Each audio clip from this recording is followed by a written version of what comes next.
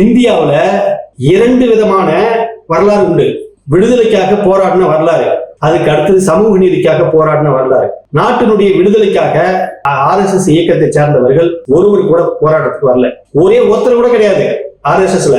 எல்லாமே காங்கிரஸ்ல இருந்தவங்க, காங்கிரஸ்காரர்கள் தான் இந்த நாட்டு விடுதலைக்காக போராடினாங்க. கம்யூனிஸ்ட் கட்சியை சார்ந்தவர்கள் இந்த நாட்டு விடுதலைக்காக போராடினாங்க. அம்பேத்கர் இயக்கத்தை சேர்ந்தவர்கள் இந்த நாட்டு விடுதலைக்காக போராடினாங்க.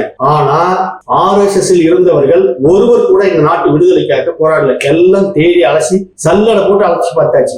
RSS இயக்கத்தை தொடங்கின நபர்கள் எல்லாமே வெள்ளைக்காரங்கிட்ட, அதாவது மன்னிப்பு கடிதம் எழுதி கொடுத்துட்டு உயிர் வாழ்ந்துட்டு இருந்தவங்க தான், மானியம் வாங்கி உயிர் வாழ்ந்துட்டு இருந்தவங்க தான். அவங்களுக்கு விடுதலை போராட்டத்துக்கும் இந்திய சுதந்திர போராட்டத்துக்கும் ஒரு துரும்பும் தொடர்பு கிடையாது. சரி, அதுல போயிடுச்சு. சமூக நீதி போராட்டம் அப்படின்னு ஒண்ணு உண்டு. இந்த நாட்டுல சமூக நீதிக்காக எல்லா மனிதர்களும் படிக்கணும்,